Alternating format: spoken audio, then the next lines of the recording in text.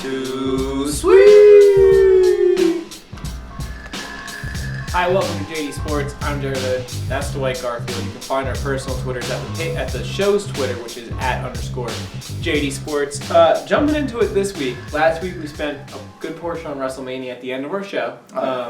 And we're going to chronicle, before we get right into it, it was there is a good timeline to follow here for sports over the last. It's not booming, but at the same time, there's multiple different storylines going on throughout all of sports. But Twitter was on fire Sunday night from WrestleMania.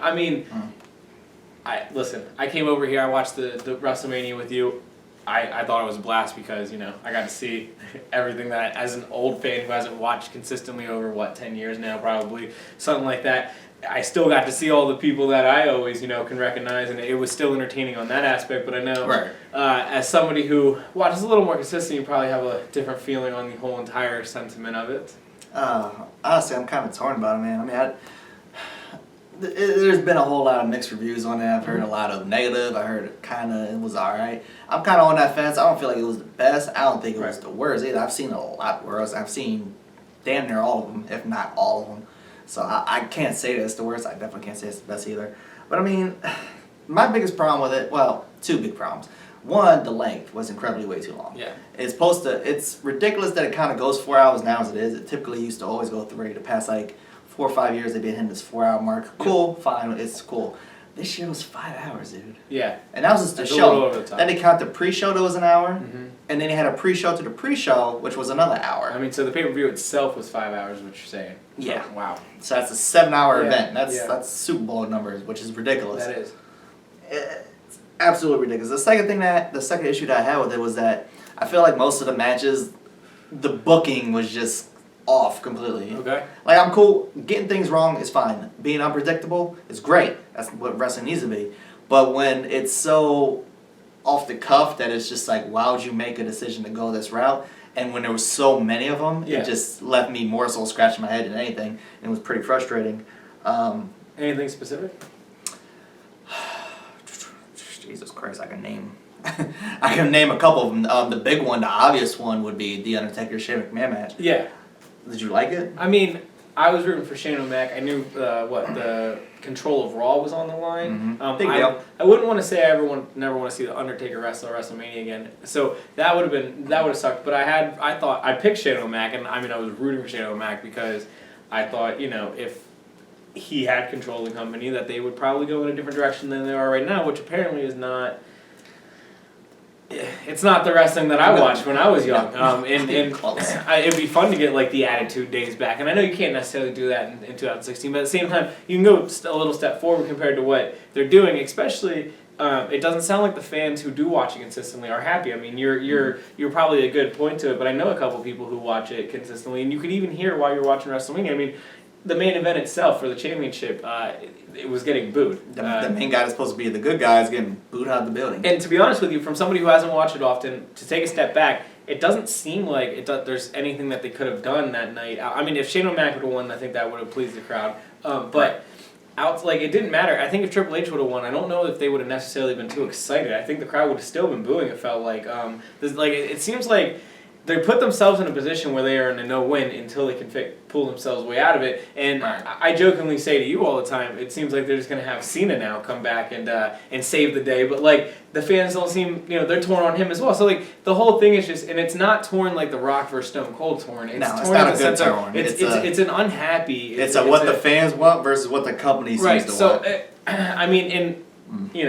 It's just like I said, I'm not as invested. I don't get to watch it as much. It's just from this angle, from watching it, their biggest night. It seemed like that's not a good. And what's crazy is I said that Twitter was going nuts because there was so many big things and the random and the twists and turns and the people who haven't watched it for years. Everybody knows who The Rock is. Everybody, even people who never watched it. I'm sure people who were younger who never watched it. They know who Stone Cold and The Rock is, and they were probably at a friend's house. Right. Foley comes out. So there's so many different things that were going on that it was fun, energetic, and then you had the entertainment side of it, but then you also had the in the actual matches. It seems like at least back in the day, I thought there was a better mixture of how they end it, but now it seems like it's just twist after twist after twist after twist. What can you just not expect? And then boom, it's over. I mean, there's literally like no consistent rhyme or reason, it seemed like, watching it, which was, you know. That's the most frustrating. The most frustrating part, dude. Because that's what it's supposed to be about. And as far as the main event, you know, it's bad when there's a movement, when people are talking about anyone but Roman. It's bad when he's supposed to be the new face of the company, and people are saying anybody but. Who would go in a different direction? The fans would go in a different direction. If this was 2, 3, 4, 5 years ago, people would have booed Triple H out of the building because they feel like he's been around the top too much. Right. But now people are just like, well, fuck it, I'd rather have him at this point. Yeah. That's horrible.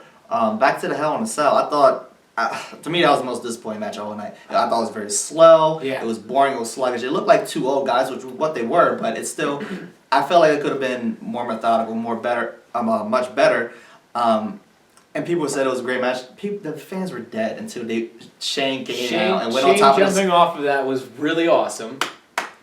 And then that doesn't make a match great. I agree. One spot. No, that was it. I mean, that's the reaction people are giving though. Is that Shane jumped off the cell. I understand what you're saying there. But the fans were sitting on their hands. The rest of it wasn't that exciting like that.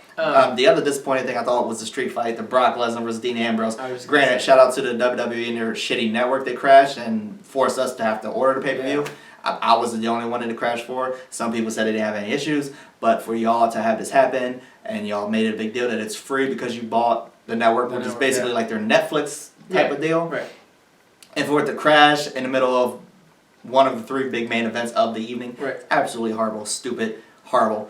But we didn't really miss anything with the street fight. You know, I thought there was going to be some thumbtacks, I thought it was going to be this, that, and the third, but they had some chairs. It was just a hardcore match. For both of them. I mean, I think back in the day, if you had a Hell in a Cell, steel cage match, and a street fight in the same night. And he had a ladder match. Neither of those fights, those two main event fights that you're talking about, neither of those fights would have stayed in the ring long. It seemed like both fights were fought almost, not entirely, but almost entirely in the ring.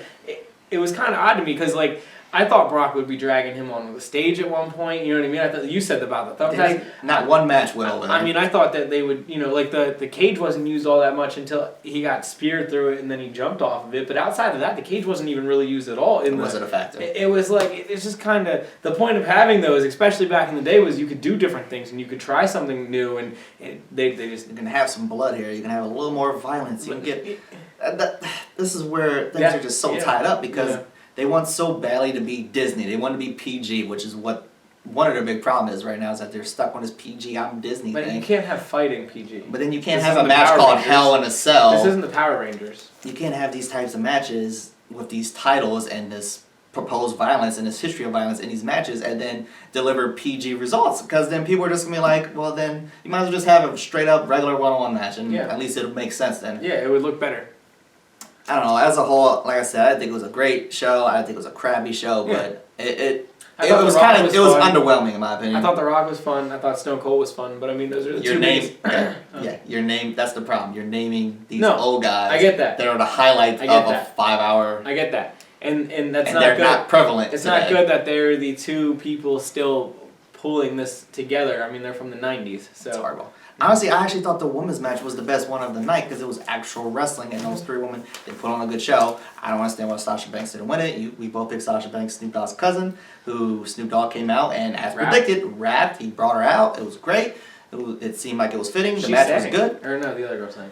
Yeah, some girl came out and lip sung, but it worked out, whatever. And then you go the opposite direction. Just questionable decisions didn't make any sense. I was like 3 of 11 or something on my picks. I think I only won 2, so. It hasn't. I mean, like Jericho. That didn't make any sense either. But I mean, just questionable. I wish and WrestleMania. That's what's disappointing. From January through March / a little bit of April is when it's supposed to be fun to be a wrestling fan, but kind of just felt underwhelmed at this point, and it sucks because you want it to be something bigger and better, and they just kind of left it at a point where it was like, oh, well, it's the same old show. So not to harp on it too long, but do you think moving forward there is a potential for them to change it more to what we're looking for, what we're talking about here? Do you think they're going to stay in the direction they're in? No. No, because one, we're in this PG, we're in this PC world now. They're not going to go down that path, number one. Number two, I feel like they had their moment with Shane taking control of the company where they could kind of ease themselves off of a different path. Because, how do you, and that's been the big joke now, is how do you have Shane come back and say the ratings suck, the show sucks, all this stuff, and the fans are cheering and applauding and agreeing with him, want him to and then win. you still go with the opposite direction. That's just stubborn and stupid. So it makes you wonder, do I hope it gets better? Yes. Do I think it's going to get better? I don't know. How much longer does Vince have? The rumor is that this was going to be his last WrestleMania. Is that true? I don't know. Triple H is doing a hell of a job. No, not once. Triple H is doing a hell of a job with NXT and was better than WrestleMania was this year. Is it time for him to take over? I don't know. Should Shane take over? I don't know. But something needs to change. Otherwise, this show, the Raw after WrestleMania, supposedly had a really crappy rating, which is the biggest Raw of the year. Yeah. They need to get together. I just hope they figure out what they're doing because they haven't shown it for the past year. Ugly. Well, moving forward, another thing that happened Sunday, it also happened Monday and a little bit Tuesday because of rain out games. The MLB has started, opening day. Right. There was 3 games on Sunday, and then most of the rest of the league opened up on Monday. Now, I said last week that I wanted to get into it. I would just want to my small baseball preview, my thoughts and prediction on the year. How about your Phillies that lost? Oh, the bullpen. Miserably. The bullpen. Again. I mean, the bullpen is just, it's not good at all. I think the rest of the team is actually not too bad, but I mean, once they get to the 6th, 7th inning, every game, they're just going to be giving up hit after hit and run after run. It's going to be a long summer if they can't turn that part of it around. But they only scored 2 runs, and it was a 2-run home run, which that's not good. But they started Howard and Ruiz. Those 2 probably won't play most of the season. So I think the lineup will be a little better and throughout the year. I think they're going to call up a lot of really good young prospects. So I think they're going to be fine on the offensive side. They're going to get the good experience that they need. I think they have a decent young starting pitching. Not great, but I think something that could develop and turn into something in the future. You got to fix the bullpen, though, because that's going to be their issue. They're going to lose most of their games in the 5th, 6th, 7th, 8th, 9th inning. I hear that Philly optimism. More power to you, bro. Well, no, this year's going to be a miserable year. I think they have the potential because of the talent, like the offensive talent and the starting pitching. I do think that they have, and it sounds horrible, but you said about the optimism. I think they have a chance to be out of the bottom 5 in wins, but at the same time, the way that, but they had the worst team. They had the worst record in baseball last year. And they're projected to have the 3rd worst record in baseball this year. But the way that the bullpen is, I think that they honestly have a potential of being the worst team in the league again because you can't get outs. I mean, if you can't get outs because you don't have the arms, it's just not going to happen. They have a potential of losing more games than they did last year if they look the way they did on opening day all season, which that's scary. I mean, we'll see. That's disgusting. We'll see moving forward. I don't know how you deal with it. Well, because they have the 2nd best prospects. In the league right now? No, I mean, going forward, listen, that's how you have to do it. The 2008 team was built off of some really bad teams. In baseball, especially, unless you're the Yankees or the Red Sox, or some of these teams that have, even the Cubs right now, these teams that can just throw around money, which is a good thing. Baseball is so set up differently than everything else. I love other sports because of salary cap, but baseball is the example. Baseball is so far behind in my eyes because they're the only people without salary caps. I mean, it's not as competitive as the MLB. It's not like the NFL, the Titans, we always talk about this, in the Jaguars, they don't spend to the cap max, right? You're never going to compete. Well, there's out of the 30 teams in MLB, 26 teams that can't compete with the other ones. But it's not because they just don't have the means to because there's no salary cap. So these other teams just have more money than everybody else, and it just makes it very 80s. The sports in the 80s was kind of dominated up until the 80s by usually one team here or there. Because those were just the richest teams. Drafting was different, everything. I mean, everything. So the salary cap has fixed the other sports, and now you got baseball who kind of has to fall back. And that's why I think that's why I have to get excited with the Phillies prospects because that's how they built that 08 team. The Phillies don't have the money that the Red Sox have. They're still a big market team, so it's a good thing. It still goes in their advantage. It still goes in their advantage in that sense. Money-wise, they do get to compete with some of the biggest teams, but they don't. They're still in a second class where they still have to build their minor leagues, have to make their minor league solid. And I mean, it was very bad. They had very poor GM prior to this who tore apart their minor leagues, and that's why they're in this position that they're in. Sounds like they need to stop hanging around them Sixers organizations. Well, they got rid of the guys, and they got brand new guys in here, and since they got the brand new guys, and they've been making the right. I'll keep working for that future, see if it works out. Well, I'm gonna die one day, and that future might never come. That'd be miserable, right? That's how I feel. I'm gonna laugh. So, anyways, preview in general of the MLB, though. I want to go quickly in the AL.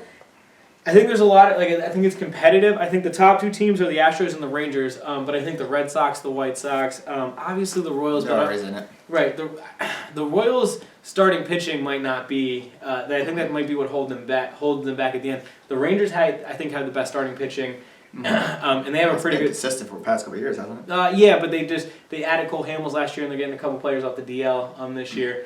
And then the Astros, nobody would have thought this years ago, but I mean, I think they have the best overall roster right now. I think 1 through 9 they can hit, and I think they have 4 legitimate starters, and their bullpen is very solid. The Royals still have a very good bullpen, and I think that is obviously becoming one of the biggest things in baseball because starting pitchers don't go as long anymore. So now the bullpens are kind of way more important than they ever have been before. I mean, that's why I point that out against with the Phillies because they have the worst bullpen in the league right now. It looks like, and that it's going to show that they're going to be one of the worst teams in the league. The reason the Royals have been so good over the last couple of years is because they can go the last 5th, 6th, 7th, and 8th, and they have guys who can consistently get out better than most teams. I think the Red Sox are going to compete. They got David Price this year. It's Big Poppy's last year. Yeah, last year was a pretty. Really his last year? Yeah, he's going to retire. It's a retirement tour for him. He's going to Kobe Bryant it. Jeter. Yeah, basically. I mean, Jeter, yeah. All of them. Yeah, all of them. But he's retired. He hit a home run on opening day, actually, for the Red Sox, which is pretty cool. His last opening day, it's a home run. But, yeah, I think their lineup is stronger. They have to stay healthy, and if they go off to a slow start, I think things start to get a little shaky for them, like on the front end. I think people start to get fired because they don't deal with losing twice too consistently. But we'll see. We'll see what happens with them moving forward. Like I said, I think they're going to win.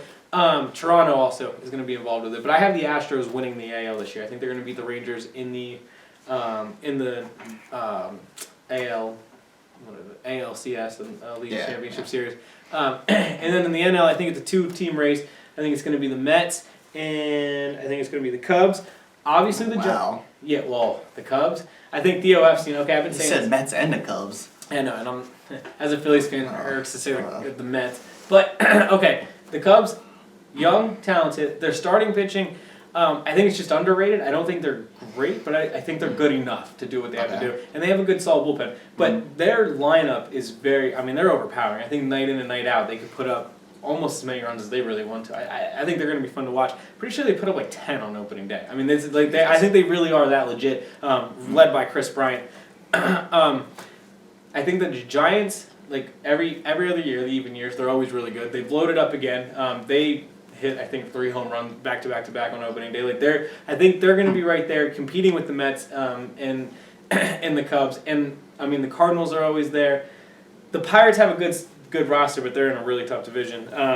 But I mean, and then the Nats as well because the Nats are there every year. I think it's funny because they never can close the deal. No, they never do. Never. That's an ongoing joke. Bryce Harper is that good though. I mean, Bryce Harper is, and it's hard. That's fine. We had that conversation about Sidney Crosby. I kind of feel the same way about him. But I met Bryce Harper once, and he was really nice to us, and he was really cool. I was wearing Philly stuff. No, he was. Cool. I mean, yeah, no, but like it was.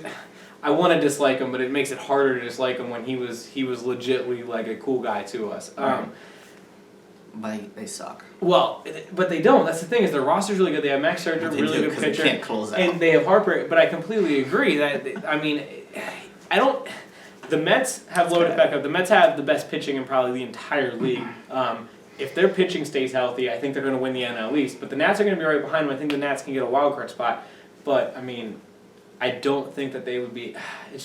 They're the Nationals. Like there's always just that one thing that's going wrong for them at all times that makes them not be able to win it. If it's a manager decision or if it's just the players messing up on there, it just seems consistently they are turning into that team. I mean the Capitals on the other end of it in the NHL are looked at as a team just like that. They can never close the deal, can never finish it. So it's kind of turning into the same thing for their baseball team right now. But I picked the Cubs and I picked the Astros to meet in the World Series.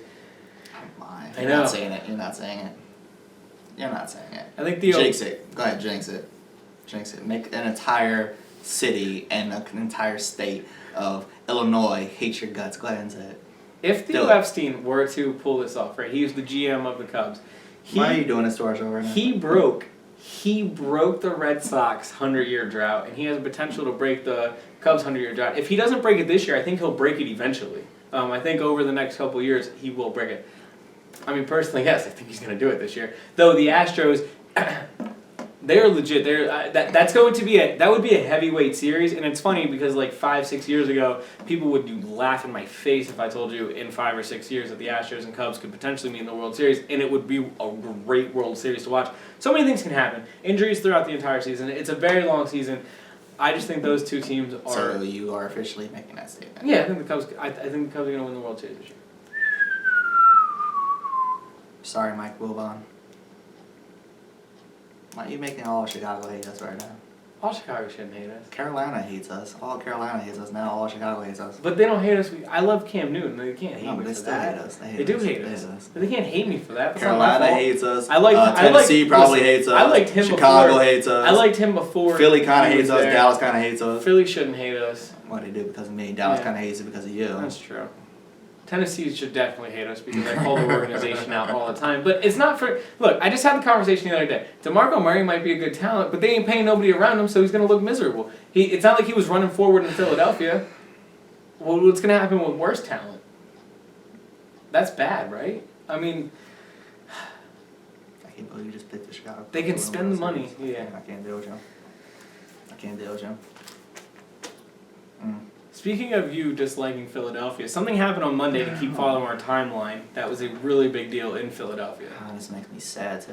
One of the greatest college basketball games of all time. Definitely the greatest finish to a championship game ever. I mean, ever in the NCAA tournament. It's the first jump shot to ever win a championship game in the NCAA tournament.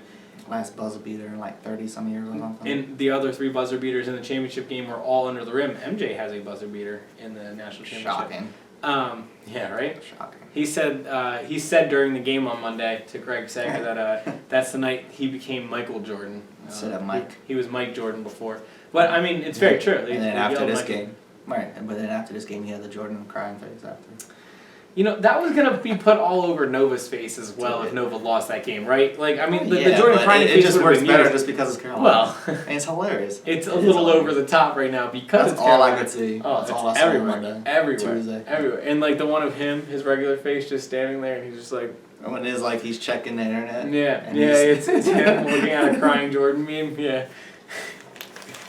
His reaction was great, though, to the what we're talking about is a last-second buzzer beater. Nova, Chris Jennings from Nova hit it, great shot, and he was just like Jordan literally was like, nice shot, literally nice shot. Like that's that was actually a good shot, unlike the Carolina shot that should have never taken Marcus place. Page. I mean he throws up this crazy heave with just about 4 seconds left. I really hate drains that. it was incredible. I really hate that. It adds to the finish though, yes, because there was a 10-point lead. But they make the 10-point lead up in the last 2 minutes of the game. He drains a 3 to tie it. Tells the story. With 4 seconds left. I mean, on the most ridiculous shot you've ever seen, right? Yeah, and ridiculous it went in. As in you shouldn't have taken it. Yeah, but it went in. But and it adds to the drama. When you miss that, how bad is he dogged? Because that was a horrible shot. That's what I hate. I hate people that watch basketball and they say, "Oh, that was such a great play and it was a great shot." No, it wasn't a great play. It was a busted play. It was the Nova guy dove for the ball. And I've heard nobody say that. The Nova guy dove for the ball, and when he went up to take the shot, he tried. I mean, absolutely. No. But when Marcus Page went up for the shot, he double clutched it. He wanted to let it go the first time, and he couldn't because he was afraid he was going to get shot. So before he put his feet down, he just picked his feet up and he heaved the ball. Ugly. No, it was out. But so with the Eli Manning to David Tyree play in the Super Bowl is one of the most ugly plays of all time. But it's I said the same thing. It's but they say it's top 10 play of all time in the Super Bowl is what they call it. People just. I'm not disagreeing with you. It was a completely ugly shot. It was a completely ugly play. But he drained it, and it adds to the finish and the drama of this because that tied the game. And then get back and play defense. And then Nova runs down. Listen, and you have to put a little bit of this on Carolina for that because he wasn't double teamed out of the inbound, and then you had 2 guys kind of following him, but nobody then following the guy trailing him, and it left him for a good step and a half shot. You have a guy inside down low just standing underneath the paint. That didn't make any sense to me because you knew they weren't going to get down low. I mean, there's no way they were getting down low in the 4.3 seconds. They only had time to get down and shoot a 3. So it was kind of odd to me. You just break the whole perimeter off. Instead, they only broke part of the perimeter off, and here you come stepping, and he was, it would have been an NBA 3, but it would have been barely an NBA 3. It's not like he was it wasn't Steph Curry against the Thunder, And so it was a little shocking that North Carolina didn't get back and play on defense. You could tell they kind of, when they hit that 3, they were like, oh, well, this is ours. All we got to do is get it to overtime. And they kind of I felt like that's more what happened, is that they were sagging back a little bit. Great run play by Nova as well. They say they run that all the time in practice. I mean, executed perfectly. So I give them credit, but I just thought that could have been defended differently and better, especially for the time. I mean, this is a national championship. I don't know. Did Nova have a timeout remaining? Because I was really surprised that they didn't call one. No, they did after they called timeout after the Marcus Page 3. Did they? Yeah. I don't remember that. Okay. But I thought Saturday, the Final Four, the last 2 games, obviously they were a little boring because they were both blowouts. I mean, it was it was kind of a la. Like, it wasn't, but it makes up for it on the Monday night game. Oh, yeah, absolutely. It came down to the last 2 shots. Yeah. Which we didn't even touch base on the fact North Carolina, they should have never been in that situation. No, they were down 10 with 2 minutes left. Who was down 10? North Carolina. I thought North Carolina was up 10. No, North Carolina was down 10 with 2 minutes left. Well, then fair enough. And they make the whole comeback the whole way. Mm.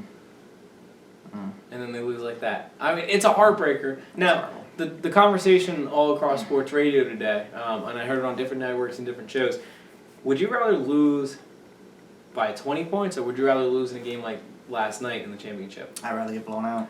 Because at that rate, you just say, well, clearly the better team won. If I lose by 1 basket, then I've heard analysts say the same thing in other sports as well. When you just sit and think about, if I just made one more play and just did this instead of this, we could have stopped them. If you're down by 20, just like, well, they just whooped their ass and just is what it is. But I understand your thought process on that. I'd rather get blown out. But you don't work all week, you don't work all season, you don't work the whole time to get to that spot and not even be in it. You work that whole time to make yourself feel legitimate, feel like with the work that you were putting in all season long was worth it. And yes, you're going to think for the rest of your life, man, if I just did this. If the North Carolina players, they're going to beat themselves up forever. Every time they ever watch another NCAA tournament game, that shot's probably going to be shown in front of them every single day, just like the time. Right. Blown out as a shown again. Right, and I get that, but like, they worked every single day in practice to get to that point, and then to, you know what I mean? It's I don't know. To me, it's still some kind of validation that you belong to be there. You were right there in it, and I mean, you had your opportunities, you had your chances. I don't know. I just feel like I would rather lose in the flow of a game like that than just get blown out, because then I would rather lose the round before then and not even get to the game. You know what I mean? That's basically what it's saying, and that's what's the point? No, I know what you're saying. But to me, it would be like, what's the point in even getting that far then if you're just gonna get blown out? So, but I do see the other end of it. The heartbreak is not. It's a lot easier to deal with. Yeah. Absolutely, 110%. Feels like it's just more devastating. Yeah, losing a close one like that. Yeah, but I mean, congratulations to Nova. As a Philadelphia fan, I love Big 5 basketball. I'm a Temple fan. It was kind of hard for me to root for Nova, but I had to down the stretch because it's Philadelphia. So shout out to them. Shout out to Nova Nation. I can't hate on them. I mean, I don't like anything Philadelphia, but I mean, I won't hate on the kids for winning. It was an incredible run, what they did throughout the tournament, and Villanova not really seen by anybody, picked by only, not a whole lot of people. So very interesting. Only Villanova faithful really went with them. And congratulations to them. They had a good team all year long, but I didn't expect them to make it, the way they did. So it was fun following them. Well, what did they say? It was the first time in how many years have they since they won? 31. 31? Yep. Jesus. They beat Georgetown, Patrick Ewing. That's a whole generation. Yeah. That's incredible. Jay Wright, who had one of the best reactions to it. He was an assistant on the I think it's 87 basketball. He was an assistant when they won that, and they upset Georgetown. That's the biggest upset in college basketball championship history. And then he was also part of the biggest, probably one of the best finish, easily the best finish of all time in the tournament. So pretty interesting and pretty cool. Good for him. Yeah, he had like zero reaction though. What was that? He said when the ball was in the air, you can actually see there's an angle of you could see like on the other side of you could see as the ball's getting released, he goes bang, like he yelled bang because he knew it was going in. But then he had no reaction. He was like bang, and then he was like, "I'm Greg Popovich. I have no reaction." He said he didn't think the game was over. He said he was still thinking that there was going to be some some seconds left on the clock. He didn't know. So he was asking the ref. The refs were standing there reviewing it. So he thought he said he was scared. I don't either. I don't buy it. I think he was just shocked. Yeah. They even went and reviewed it to see if he got it off. But I was like, that's so easy that went in. That shot. I was watching it on TNT, and their commentators They were Brandon Haywood was on there, which kind of for UNC because they were doing the UNC. I thought that was kind of weird, but whatever. But even Brandon Haywood was like, wait, hold on. Like he didn't think it was off in time. I was like, that was clearly off. Well, because you were watching the UNC broadcast. I thought that the refs were really bad both ways. Early in the game, they were calling ticky-tack fouls, and then late in the game, they were letting them play. I didn't like that much. But I mean, that's just. And Booth came off the bench for Nova, and he ended up scoring 20 plus. He only had 20 points in the entire tournament leading up to that. So impressive. Nova had a little bit of everything. They played really good defense all tournament. They had a guy like Booth come up in the championship game like that. They have the last second shot. I mean, they just had a little bit of everything throughout the entire tournament. That full-on championship team, the underdog, but not underdog story type thing. Yeah. So very, good for them. Good for them. They deserve it. Moving on to quickly, the Masters start this week. Oh, weird. And I'm a big golf fan. Mm-hmm. Tiger will not be in it because he's still recovering. Can you just retire at this point? It's done. It's been done for I thought even 3-4 years ago. I was like, it's a wrap. I've been holding home. No, I stopped. I stopped, dude. It's done. It's been done. No, it is done. It's been done. And it's frustrating because he just needs to come to that realization, which I think he's gonna be stubborn and he's gonna just continue to look worse and worse and get more and more injured, more and more. He's got to go play on the senior tour here soon or something, Yeah. Going those invitationals, bro. It's frustrating. I would like to see him at least try to pull another Masters off, but at this point, there's not even a point in him even going out there and trying. And I think that it's embarrassing at this point. And it sucks. But it's embarrassing. Moving on, there is a lot of young talent. Listen, Jordan Spieth, okay, Jason Day, Rory McIlroy. That's just to name a couple. Everybody that's happy that Tiger is a mess right now. Yeah, well, absolutely. Now I'm rooting for Jordan Spieth. I think Jordan Spieth's gonna win it. I like Rory Mac, and I have nothing against Day. So I'm just rooting for a good weekend of golf. I always Tiger is my favorite golfer, but when he's not in it, then I usually end up just rooting for Spieth or Mickelson or I just randomly pick one of these guys. So I guess I'm gonna root for Spieth, but overall I just want a good weekend. I want to come down towards the end. I want a good little battle. You know what I mean? And it's Masters. It's always gonna be fun. I know the ratings will be down because they always are when Tiger's not in it. Nobody pays attention to golf really when Tiger's not in it, but I do. I mean, I pay attention. I try to pay attention to it all year long. But it gets more and more difficult. Oh, and it's only going to until somebody like Spieth or McIlroy can legitimately cement themselves as the number one player in the world. It's very competitive at the top. So I like seeing it being competitive at the top, but I understand that Tiger being as dominant and as good as he was for as long as he was way better for golf. It threw the interest in there 10 times harder and 10 times more. I do think the potential is there through some of these guys to do that, but at the same time, the golfers are a lot better than the competitive level at the top is that close right now that it's going to be very hard. Spieth is young enough to be able to maybe do it, but it's going to be very hard for him. It's going to be harder for them to do it because you're not Tiger. No, and that's what it is. That's what's annoying is that every time I listen to any type of golf coverage, people are always talking about, well, who's going to be your next Tiger? Who's going to be your next Tiger? Can we just stop worrying about it? They're all very solid. Right now, and that's exactly. Just go with it. We actually have competition now, which isn't a bad thing. No, there will be something. You had your Jack Nicklaus years. It's just like Jordan, man. Jordan dominated for how long? Everybody saw it, blah, blah, blah. People said, is this good for the league? Is it bad? Right, but then LeBron drew how much attention? Right, and then it got very competitive for a very long time, but now LeBron is where he is. There's going to be another figure at the top who might not do what Tiger did, but he's going to be chasing Tiger. He's going to be like Bryce Harper and Mike Trout, where you're compared to the greats at such a young age. And you know what I mean? There will be somebody out there that happens to, and it will be a storyline to follow like that, and we'll get golf back to the high level interest, at least for a little bit maybe, but we will see. Not holding my breath on that one. Well, moving on from the Masters, quickly about basketball. Kobe Bryant's last game will be next week. Probably before our next show was even posted. Right, so I know you're a Kobe fan. I'll let you get your words in, and then I'll say something small. Yeah, I don't even know what to say. I just want to talk about it real quick. Yeah, I mean, it sucks. It's rough. As of this recording, he only has 2 more home games. He has one tomorrow as of this recording. And like we said, next Wednesday is actually his last game. It's going to be on that 10:30 at night our time, which is unbelievable. I hope he gets bumped up a little bit. Supposedly it's going to be on one of the networks. Hopefully they actually stick with that. It has to be. I mean, come on now. That's just Kobe's last game. Yeah, it has to be. But it sucks. I mean, this is the reality. This is what we've been leading up towards, especially... God, when did he make that announcement? Wasn't it the end of the fall? Yeah, it was early winter. Yeah, somewhere around there. Anyway, regardless, it's been built up to this point. We all knew it was coming within the next year or two. I figured he'd have one more year after this. But I mean, it is what it is. Coming to a halt. It sucks, but it is what it is. I guess all good things must come to an end. But it sucks from a fan's perspective, just because like I said before, he's been on a team for 20 years, and I've been following a team heavy for that duration. So to see it come to a halt is kind of weird. I'm not even really looking forward to the future. I don't want to talk or think about the future. It's a mess. I don't know what direction the team's going. But right now I just want to focus on this, then we can worry about the future later. But shout out to Kobe Bryant. Great career. It's been a hell of a lot of fun. I don't know what the hell he's going to do. Is he going to go the Jordan route and the Larry Bird route? Most likely.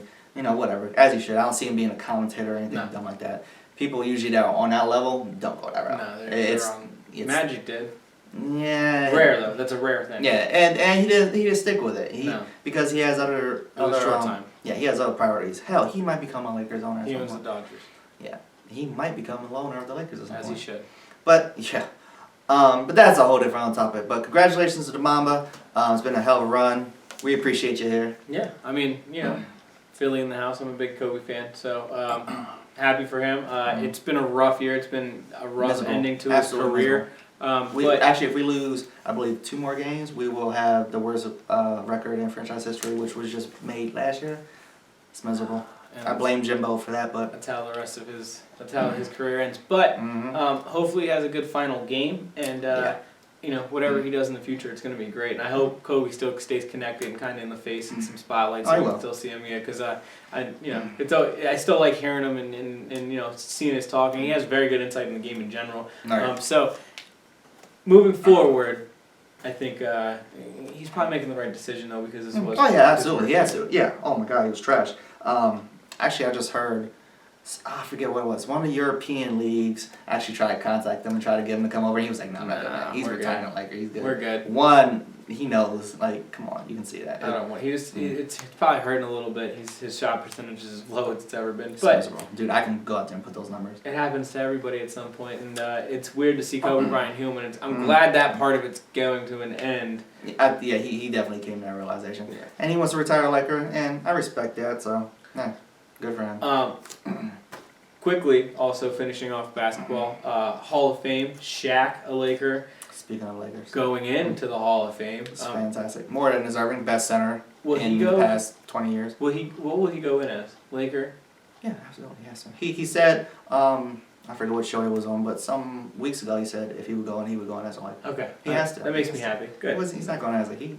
Well, was he going in as a Celtic? No, I was just making sure he was going in as a Laker. He's not going in as a Magic. What's he going as? I was thinking Magic or Lakers or Heat. No. Well, those would be the options. If anything, it would be Heat, but no. But I was hoping Lakers. That's where he spent the best years of his career. Although I believe, is it Orlando or no? It's Miami that's retiring his jersey. Yeah, it's Miami. Pat Riley retires everybody's jersey, so. They're such a young new franchise that they have to. They feel like he's just dumb. Anyway. Also, good for Shaq. One best centers of all time. Yeah, and not it's very easily deserved. Mm-hmm. Also going in the Hall of Fame, my favorite athlete of all time, Allen Iverson. Very excited about that aspect of it. Should I be that guy? No. Should I be There's that no guy? way you don't think he should be in the Hall of Fame. There's no way, shape, or form. Should I be that guy? No, there's no way, shape, or form. Okay. You can't. I'm not going to say he's not a Hall of Famer. First ballot, I question. Why? I don't see him being a first ballot. Why? You thought T.O. was a first ballot Hall of Famer? T.O. has less accolades than Iverson ever did. Really? Really? Some say arguably the second best receiver of all time. I mean, from a numbers perspective. Iverson led the league 4 years in a row scoring. That's cool. I mean, that's... I don't know if he's the first ballot though. Second, I'll give it to him. Third, third tops. I'd say second. He's first year. He's also, and I say this all the time. He's a generational guy. So I always point it out because Eli and Coughlin are both going to be Hall of Famers, and I don't think they deserve to be Hall of Famers. But it's called the Hall of Fame, not the Hall of Stats. So the other portion of it is he was the most popular player in the league for a very long time. That's what I was getting at. Generational, he was one. It's the Hall of Fame. So I mean, they're on top of. But what he did on he's the most electrifying. But I mean, he literally is. They say he's the most electrifying player to hit the NBA floor. Like electrifying in the sense of just making things spark, making things. There was no entertainment value like that. Right. Jordan I'm glad dominated. Jordan, you know what I mean? I'm glad we can call it entertainment now because I'm also glad you brought up T.O. because he was also on fire. Right. No, he was a headache. that's no. He was. I love athletes like that though because they are themselves and he was Brown's biggest headache. Be different. Do it your way. The only thing, and he admits this, and the only thing I never liked about Iverson's career was he didn't buy into the Larry Brown system earlier because Larry Brown was letting him be himself. Larry Brown was letting him wear the do-rags, do the sweatpants. Larry Brown wasn't telling him to act different. Larry Brown was just trying to get him to do different things on the basketball floor. And that's literally like, I love that Cam Newton acts the way he does off of the football field, but I also like that Cam Newton has come a little bit to his senses and he listens to his coaches more and it seems like he's following the system more, not just ad-libbing every little thing here and there. Where Iverson, it took him a longer time to trust his coaches. To grow up. Yeah, and so right, you can be yourself and stop being a fuck. And it makes it made it difficult for us. As a Sixers fan, it makes it very hard that it took until 2001 for that all to come together, and he didn't have the salary cap and the room and everything to keep that going forward. That makes him unhappy, and down the road he ends up wanting to leave this out. The nice thing, but like, it's just if he could have came to that conclusion 2-3 years prior to that, the things that they could have done would have been incredible. But on the other end of it, he did his. That's part of Iverson. I mean, it's kind of that's kind of part of the story and the charm to him is that he did it his own way, and he's one of the toughest guys you ever watched play. So I mean, he's my favorite athlete of all time. So I'm biased. I think he should 110% be in the Hall of Fame, and I'm glad it's first ballot. Hey, I was fingers crossed. I didn't think he was going to get in first ballot. I didn't know if he would get in first ballot because of the T.O. complex. Reporters hated him, and that's fine. That was my immediate reaction. I was very surprised. I'm glad you brought T.O. because my immediate reaction was, T.O. though?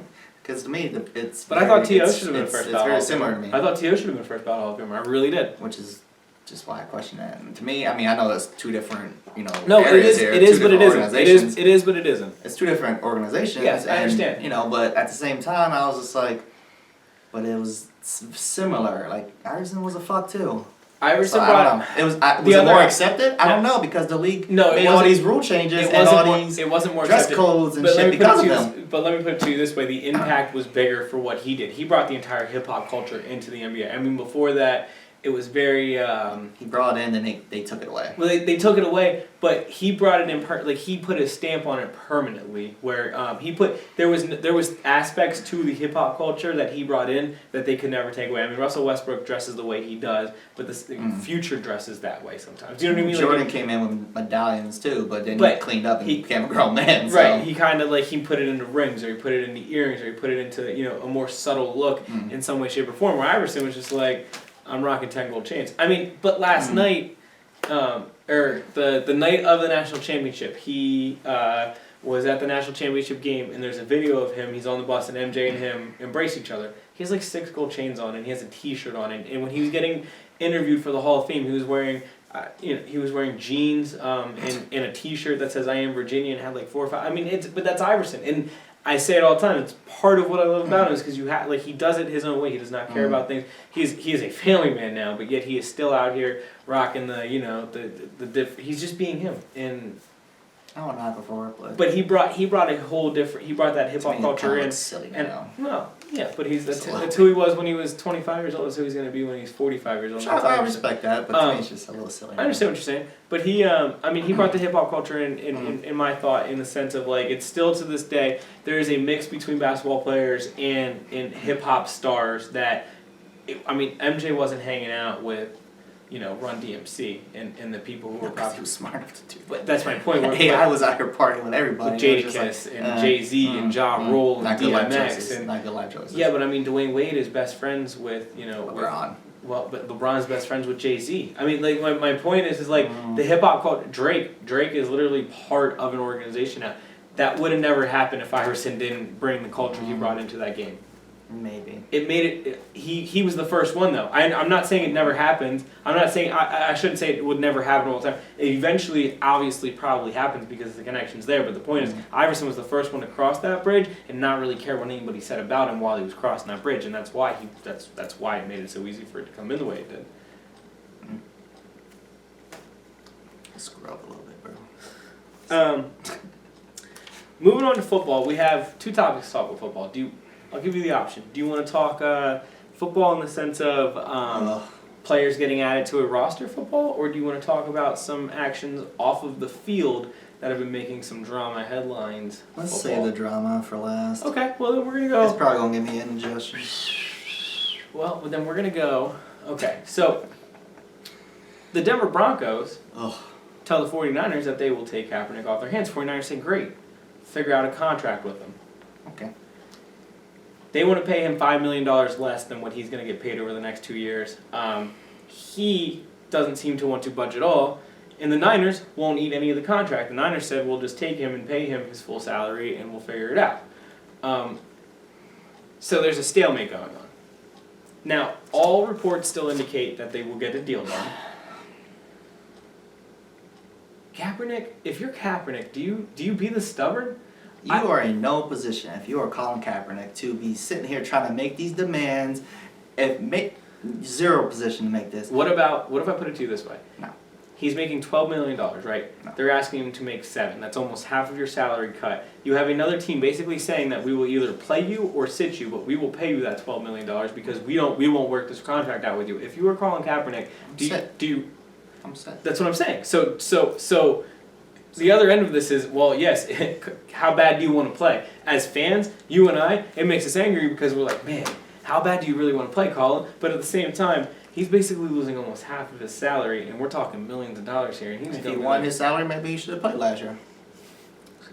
The reports are that he went and got surgery on his own in the middle of the season after they sat him, without their consolidation, without even talking to him about it. He just did it, put himself on IR. I mean, the 49ers kind of dug themselves into this whole... No, exactly. Just the way that they dealt with everybody. That's why Harbaugh said, peace out. And they went from... Everybody was saying, oh, they're going to compete for Super Bowls for years to come, to now they're the bottom of the barrel just like everybody else. And they don't know what they're doing with their quarterback. They have no quarterback situation. They have a quarterback that's willing to sit on his ass and I make think his Chip money. looks at it as if he wants to come back and play for him, Chip will have a spot for him because Chip's always looking for that 2-year quarterback to get him to something that's going to be bigger and better, like a Mariota type thing. Right, I understand, but that seemed what was going on in Philadelphia at least. Okay, so that's all I can think that's going to happen out there in San Francisco. So I think he thinks, well, I can work it out with Kaepernick here for a year or two, and then we can figure it out in the future. He's a messiah. We're not paying that money anyways. Denver's sitting there in the position of, well, we just got Sanchez. We can go pick up like a Ryan Fitzpatrick or somebody else, and we can still win without you, Kaepernick. So either take our money, but on the other end, they were going to offer Brock Osweiler like $20-some million. Now, how do you feel if you're Kaepernick, though? This guy who is unproven, hasn't really done anything. They're sitting there saying that we feel like you're a $20 million value, but now they're sitting looking at Kaepernick saying we don't feel the quarterback position is more than $8-9 million value for our team. Well, when you look how Colin played last year, he has no business to talk. Well, I understand that, but that's also probably why he decided to do what you said and just sit. I don't know if Denver's going to budge. They need a quarterback. Obviously, they can't go with Sanchez. I think they don't want Fitzpatrick to come off the market either, so they need to make a move. They may make a decision. I don't think you should hold it for Colin. If he doesn't want to play for y'all, forget him. I bet you Fitzpatrick will take that money, and he's a more stable quarterback. How about this? Which isn't saying a lot because he's a mess too. But if you were Kaepernick, would you do this? Because I think I would do this. If they met you halfway, they're telling you they want to drop $5 million. You're saying you want the whole $12 million here. They're telling you they want to take $5 million away from you. What if you can get it down to $2.5 million taken away instead of a full $5 million? You're cutting it in half. Could you meet right then in the middle? I feel like he should because I don't know what the market is for Fitzpatrick. Because he could, if he was that valuable, he would have gotten a job by now. And Kaepernick can put value on himself. Like, say you do good this year, the Broncos could also say, well, that's only do the RG3 thing. Right, that we talked about last week, where you can make yourself more valuable and making more money in the future if you take the step back for a year, 2 years. I just don't know what the market is for Colin Kaepernick. I don't know what teams are still really looking for a quarterback other than the Jets, the Broncos, and the 49ers. The Rams? Yeah. Okay, well then go to St. Louis, bro. LA. You make so much more money. LA. I said St. Louis. They need it. Yeah.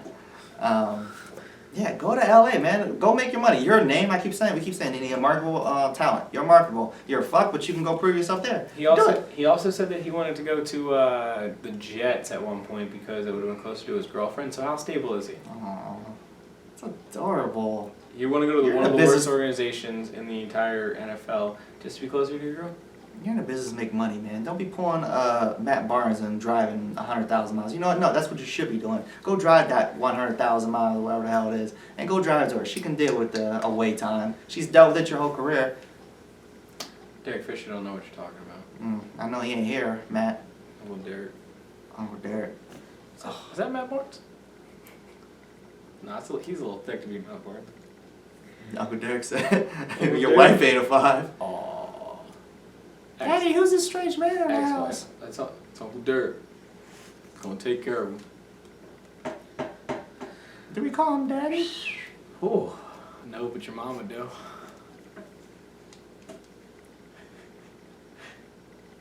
So, moving on from Colin Kaepernick, because we could go all day about how that situation probably... I think it's going to work out. I think Kaepernick does end up in the Broncos uniform. It's going to be a couple weeks, though. Maybe. So the drama, the off-the-field drama. I don't even know why this is the story. Your Cowboys said after the season that they were going to try to re-sign Greg Hardy. Yep. Here we are. April. Yep. Greg Hardy isn't re-signed. Because somebody got Jerry Jones in and said that was a bad idea. Greg Hardy hasn't really been contacted by any teams from the sounds of it. So what does he do? His agent calls up ESPN. Who's his agent? The legendary. The man, the myth, the legend. Drew Rosenhaus?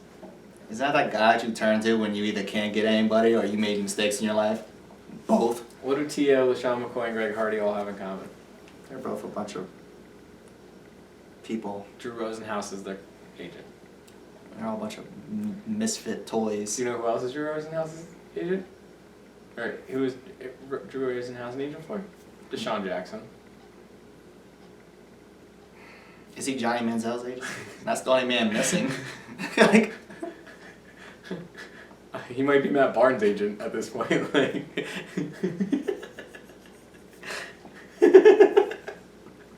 No, at this point he's Derek Fisher's agent. Because he's the one who's messing up. A little thicker than I thought he'd be. So, I mean, but seriously, that's where we're at with Drew Rosenhaus, though. Like, Exactly. He calls up ESPN. He's a clown. He says, ESPN, I need to do an interview for my client because my client needs to get on TV, needs to get a look here, look a good guy. He's saying yes, sir. He's saying no, sir, in this interview, right? He's doing all the right politically correct things. Except he gets to one point. Now, before this interview... I'm laughing because he's stupid. I'm not laughing before this interview... Okay, I haven't seen the pictures, but I know there are pictures out there and that they exist. And I've read the transcripts of the court hearing and this, that, and the next thing. Now, after seeing the pictures, objectively, Dwight, do you think that Greg Hardy put his hands on a woman? This is before the interview. It's not my position. It doesn't matter what I think. It's irrelevant. Okay, well, I'll be honest with you. Yes. Put his hands on a woman. Okay. Yeah, he beat her ass. So this interview happened. And then he had 30 guns under his bed. Assault rifles. On his bed. Oh, he didn't even hide it. No, on his bed. He just said, here, lay on this, sweetheart. Why you go to sleep? Well, after I made you go to sleep. Well, the interview happens. He says, yes, sir, no, sir, he's doing all the right things. He gets to the point where he gets asked about a situation. He said he never put his hands on a woman. He would never put his hands on a woman.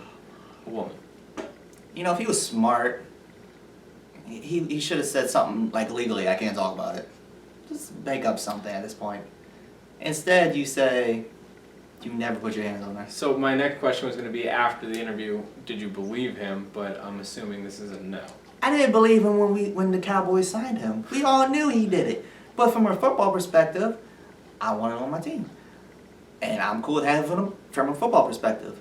At this point, we talk about second chances here. As heinous and as bullshit as that situation is, nobody's going to fight or deny that. But we talk about second chances. The NFL is famous for giving second chances. Right or wrong. Mostly wrong, but it is what it is. At this rate, that was your second, bro. You had a year to clean up your act, and you did this, you did that. You talking about this man's wife and his sisters, and his wife's sisters, and guns blazing. Doing this. And he said he was going to be guns blazing going into the all he had to do was the Gilbert Arenas, and he would have been, come on, man. I say it all the time when you said about the second chances. The best way to compare it is, I think that Ray Rice kind of got a raw into the deal because what he did was ridiculously heinous and horrible, as you just said. But I felt like he was at least remorseful about it. Mm-hmm. Greg Hardy has never seemed remorseful about it. He's not even pretend. He says that. And now he's out here. What did he say something about men make mistakes or men get themselves in situations or like some stupid off the wall, off the cuff. Like, I'm taking blame, but I'm deflecting the blame, saying it was her fault. But then at the same breath, you're going to say, I did put my hands on her. What did Steve Smith Sr. say? The great Steve Smith. He said, what did she do? Trip, fall, get those bruises, land on those guns or something like that? Yeah, would she trip or fall on those guns? Would she just trip? She fell, got those bruises. She fell on a rock, couple rocks, multiple rocks. She fell a couple times. She was drunk. I don't see him getting a job in the NFL ever. No. That was it. I mean, there was. It was kind of. I thought it was odd he went on TV. I think the best way for him. I thought the best way for him to handle this was privately try to meet with teams and have the one-on-one interview with teams. Right. Don't put yourself out. I don't think putting yourself on ESPN was the best idea in that situation. But I mean, he's done. It's a wrap. And then he ended up making. He was supposed to make it better by going on ESPN, and he literally did the exact opposite. Probably ended his own career. If there was one to be ended, I mean, there was a chance that nobody was going to sign him either way. But as I said, I thought the better option in that situation would have been to go privately meet with teams and handle your business that way. Right. But no, he absolutely destroyed it. And you would think that at this point, well, before the season even started last year, that somebody would get in his ear and be like, "Look, you can say this, don't say this." Right. Like, does he not have some type of support system? We know it's not gonna be Drew, what's his face, because he's a bum, Rosenhaus. It's not gonna be his bitch ass. Like, he don't got a mama, he ain't got no family, nobody can get in his ear and be like, dude, you can't do or say this. Don't go in this interview and say this. Don't go in this interview and do that. But then he goes and fucking does it anyway, part because I think he's a fuck and he needs a psych evaluation. He needs to go get some counseling. He has problems. He's proven that. The man's out there. Yeah. Man. I don't understand. He's done in the league. If anything, he'll gonna show up. I was gonna say, if anything, he'd probably be a Raider because that's the type of place that would fucking hire him. But they're even getting better. Right. That's what I was gonna say. I can't even really insult them now. What are they gonna do? Right. They're not gonna take him even. No, That's bad. Jacksonville, Tennessee. Is that where he's going?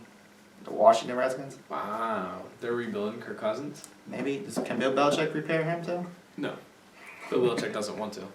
He takes fucks, but he don't want that right now. He's like, he's still trying to explain his own black eye from the Super Bowl that he never explained. I'm just saying. Tried to get Aaron Hernandez out the night before. Maybe he was hanging around Hardy. Well, next week, the NBA playoffs will be previewed. Oh yeah, heavy. At least what we know about them at that moment, and then we'll probably make some predictions about the championship and all that. But when does the NHL playoffs start? Next week too? The week after, if I'm not mistaken. So we'll probably throw a little bit of that in there as well. Flyers have a big week here coming up. Fingers crossed they're in it right now, so we'll see if they can hold that next time we talk. Thank you for watching JE Sports. I'm Jarrett Hood. Dwight Garfield. Bases.